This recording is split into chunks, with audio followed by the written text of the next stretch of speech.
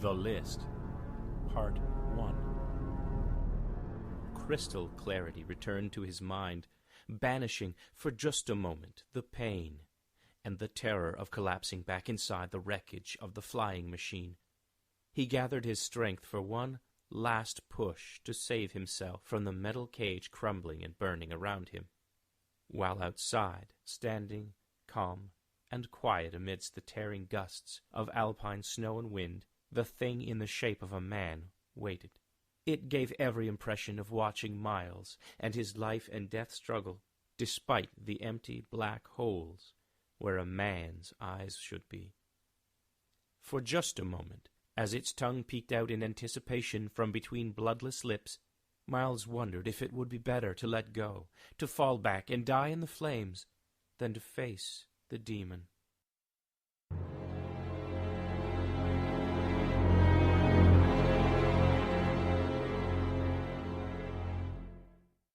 December 1919, Switzerland, the Pennine Alps, above the village of Zermatt.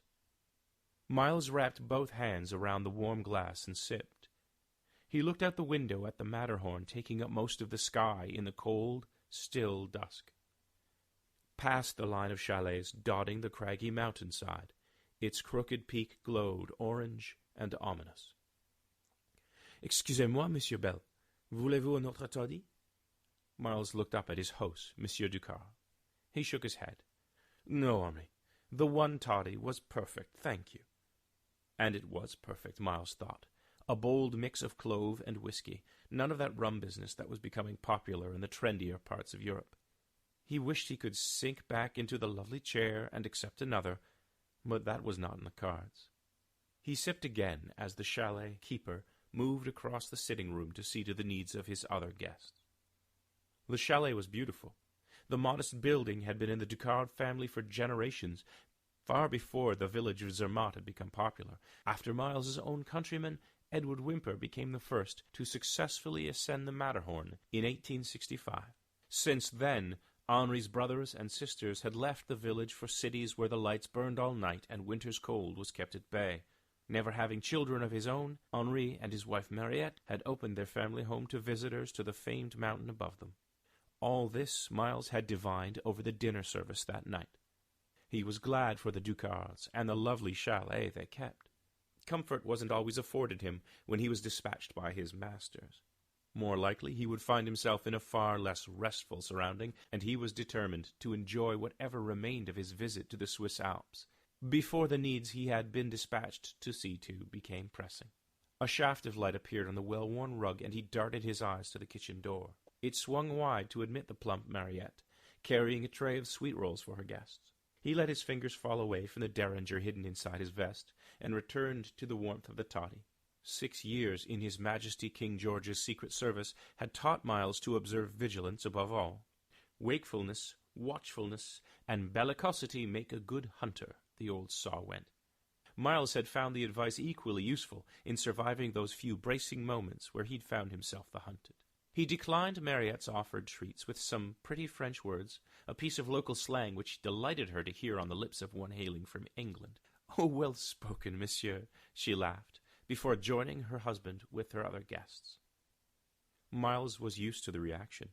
In fact, he cultivated it, and he was happy to offer the trifle to the woman who had been so fastidious with turning down his sheets and pressing upon him clean towels when he'd barely creased the last set given him.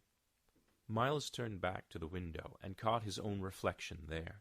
A thin, pale face beneath unruly brown hair, cut short to keep it tamed, and styled somewhat dandily. The vest he wore had a paisley pattern, and was cut in keeping with the latest fashions from Paris and Milan, adding to the dandy image. The frame inside the clothes was as thin as his face. No Hercules was he, nor did his job often require him to practice the physical arts. He was more often bending the brain in his skull rather than his bicep in the course of his duties. However, he'd always found a prudent application of force quite within his grasp when required. Words, however, were his stock in trade, and his command of languages, 16 now, and a little pidgin Urdu. That was what made him so valuable to the king. He had spent much of the Great War at the bottom of a foxhole, and had buoyed his fellow soldiers' spirits with imitations of the German soldiers. In time his superiors had put his skills to use, confusing the Germans' shouted orders when things went pear-shaped, and if Miles was pressed on the matter, he would confess he believed himself responsible for saving a great many lives. He was pleased to make whatever small contribution he could to the Empire, and doubly pleased to find, after his time defending hills of dirt in the war was past, that his gifts with language were valued in the more complex and lesser-known game of international brinkmanship, otherwise known as espionage. Patience, however, was not chief among the skills he practiced. Oh, he was capable of it, a month hiding in a fishing village on the Yangtze River in China, subsisting only on fish heads and rice, had proven that. But it wasn't his preference to wait for events to take shape, if he could at all help them along. The haste with which he'd been dispatched from London on this mission made even the luxury the Ducards strived to provide for him still damnably frustrating. Miles rose, straightened his lapels, and handed his glass to Henri, who appeared at his side with the sixth sense of a good innkeeper. "My jacket, please, Henri. I feel like a stroll." Outside, Miles stepped down the rough wooden steps from the chalet to the cobblestone street, and then looked up to the main street, Bahnhofstrasse. Even the dim lights thrown by gas lamps seemed brighter than skullduggery demanded, and he turned to walk down Triftweg Path at a leisurely pace. He turned up the collar of his jacket and recalled his surprise of a night past, only a night past, at finding the London station chief on his doorstep in the wee hours.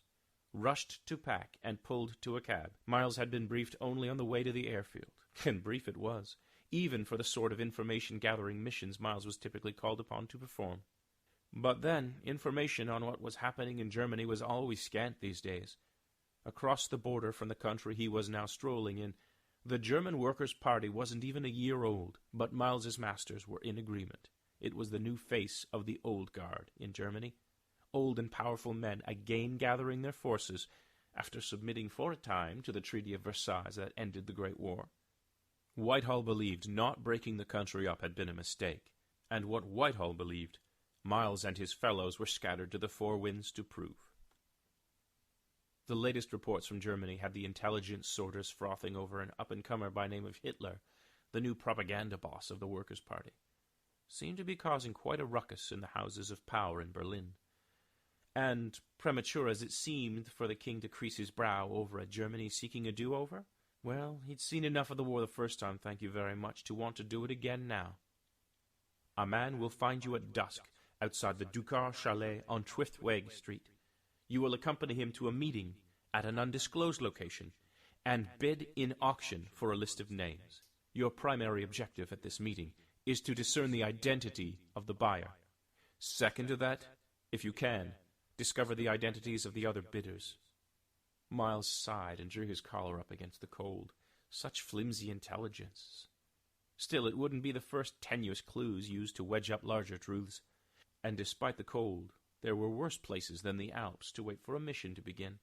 Miles drew a case from inside his jacket and pulled from it a match and cigarette.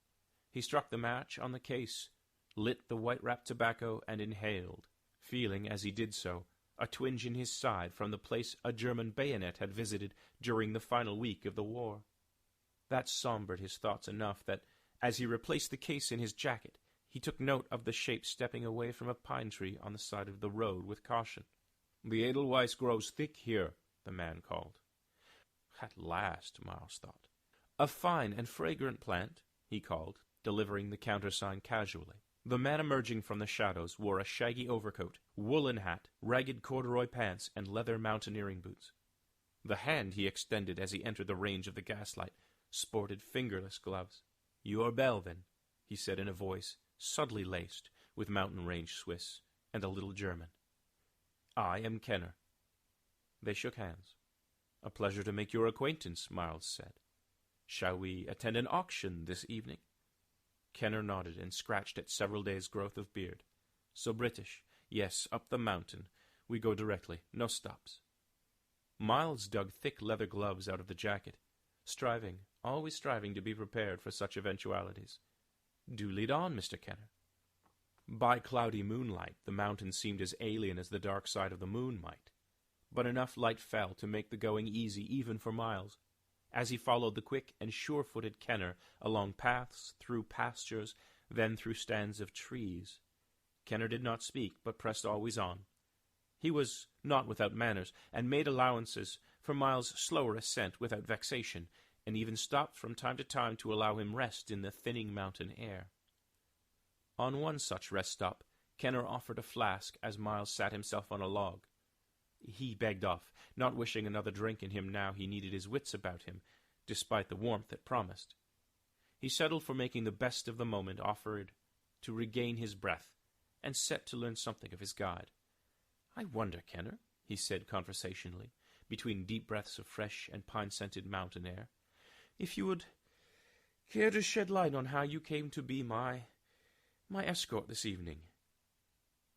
Kenner took a nip from his flask and tucked it back inside the small leather backpack he wore.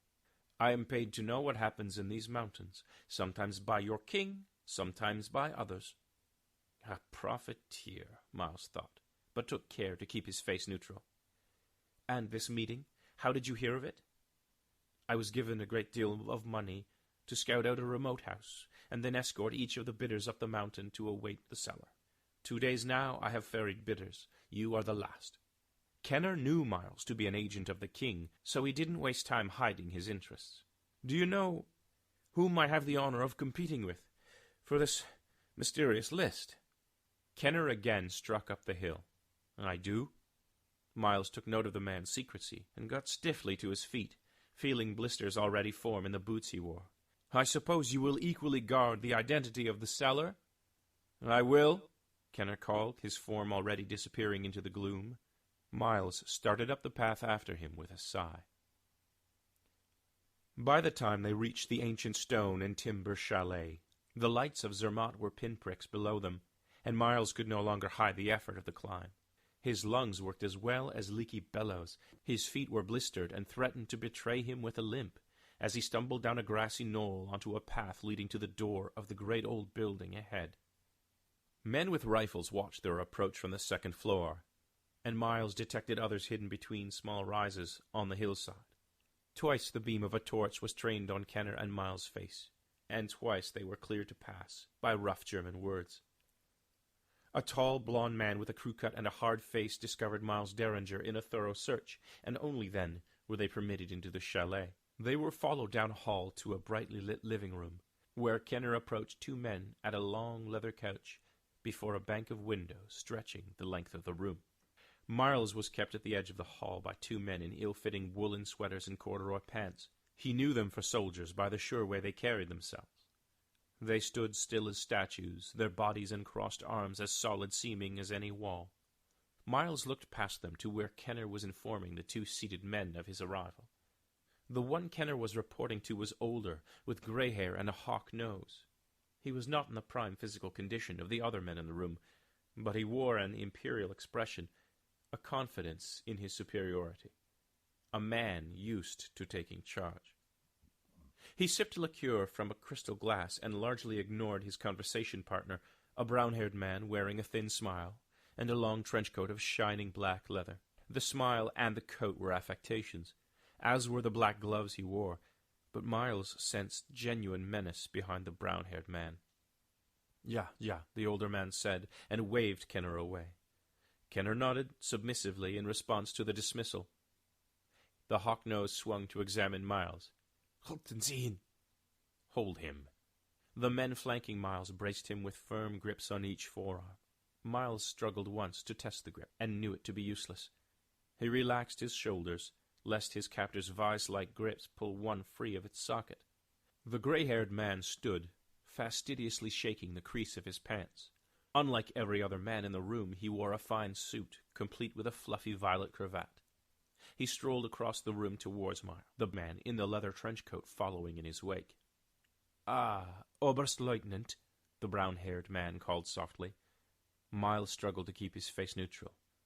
"Oberstleutnant? A lieutenant colonel of the German army here?" This man's very presence outside Germany was a violation of the Treaty of Versailles. He mentally revised his grading of His Majesty's intelligence, top ho, Whitehall, then turned his attention to learning what he could, should he survive long enough to offer up those congratulations in person. The older man cut his companion off with a look and turned back to Myles. Britisher, please do not insult me by continuing your ruse. Kenner may not be a good patriotic German, but just like the Swiss, he is quite happy to accept Deutschland's money in exchange for service. As he says, you are the spy, yes? Here to steal my prize. Miles looked past his questioner and arched an eyebrow at his guide. Kenner smiled, turning his palms upward in the universal gesture of one caught in the act. Sighing, Miles returned his gaze to the lieutenant colonel and pivoted his elbows to grab and straighten his jacket as best he could while restrained. "I have that honor, sir, yes." The lieutenant colonel barked in laughter, lifting his nose to sneer down it at Miles. "Do you now? Do you?" Oh, well. The nose veered, as did the lieutenant colonel's gaze. "We'll see, man. Who has the honor? We'll see." And he continued to smile at the wall. British reserve was all well and good, but Miles felt sure he gave some small sign of surprise when he realized the old man was doddering. A senile lieutenant colonel, old guard from the looks of him, stealing away to another country for a secret meeting? "What cocked-up mess are you in this time, old boy?" he asked himself. "I will find it. I will find the land of Thule, yeah, and its people will join the true sons of the fatherland to blot out our enemies. I will. Oh, better and better, Miles thought, a creeping embarrassment growing in him. Have I survived the Great War, killers of 3 continents, slings, arrows, and what-not, only to be put down by a senile old man chasing white rabbits? The brown-haired man came closer now, and the lieutenant colonel only stared dumbly as the man took him by the elbow and led him back to his seat. He whispered to the older man for a few moments, then patted his shoulder and turned around. Another man occupied that leather trench coat now. His eyes were brighter, and he wore a thin, predacious smile. He clapped his hands together loudly as he returned to face Miles. "My commander is old, and his mind feeble. It irks me so to still salute him, but happily that fiction is almost at an end." "Isn't that so, Eugen?" he shouted over his shoulder. The lieutenant colonel, Eugen, muttered something, his face now turned to look out the window. "The old fool practices Ariosophy," Hans said, his voice laden with scorn. "A proud member of the Thule Society. Do you know of them? Old fools, seeking a made-up kingdom they believe shall come to their aid, to save their bloated Germany. At least he is when he remembers his name. Sufficient in power to help us gather the bidders for tonight's auction, at any rate. Sadly, he'll not be needed home after this. Will you, Eugen?" Eugen smiled, a line of drool falling to his jacket lapel. "Oh, yes, thank you, Hans." He said it much as Miles might at being served a particularly fine cup of tea. Hans laughed bitterly at the old man, then turned to Miles. "He puts on a good show for a few minutes before the fugue takes his mind. A shame, really, but give him a little while, and he'd be ready to play the welcoming host again. He bounced back for most of the bidders today, yeah?" "Oh, have I missed the bidding?" Miles asked. "It would be a shame, but I'd be so happy to let myself out if that's true." Hans wrapped one gloved fist in the other and placed them under his chin, his face thoughtful. After a pause he nodded, moved to the side, and barked instructions in German to Miles' guards. "Show him," Miles translated to himself. They marched him past the drooling Oberstleutnant to the bank of windows. The lamps of the room threw a carpet of light in which Miles could see a deck and stairs leading into a deep ravine. Some 40 feet down, and surely shielded from view of anyone in the village below, was a figure standing guard at the tether point for a large black Zeppelin, its sleek length disappearing into the shadowy ravine. So that was how so many soldiers had come to be in the Swiss Alps undetected. The Zeppelin, a German military asset escorting troops into sovereign nations. Another transgression against Versailles. Miles looked back to the chalet, and saw what Hans no doubt had wished him to see, littering the ground just past the chalet's stone patio. Bodies. 7, perhaps 8, in a messy heap. "Your fellow bidders, spy. Now tell me," Hans called from behind. Miles spared him a glance and saw he had collected the vice-chancellor's drink and was sampling it. He smacked his lips in approval. "Very good. Are you a summoner like your fellow bidders, or just a nosy British spy?" Summoner, Miles thought. "You have me at a loss, sir. Miles admitted, his eyes still roving the mess of bodies below for some useful information. "Do I?" Hans asked, and drained his glass. "No matter," he said, snapping his fingers and again calling out quick instructions to Miles' guard. Miles felt the man on his right release his grip, but even as that registered, something hard smashed into the back of his skull. He smashed into the glass and sank to his knees, his vision fading to black as he looked down upon Hans's victims, the summoners. The List, Part 1.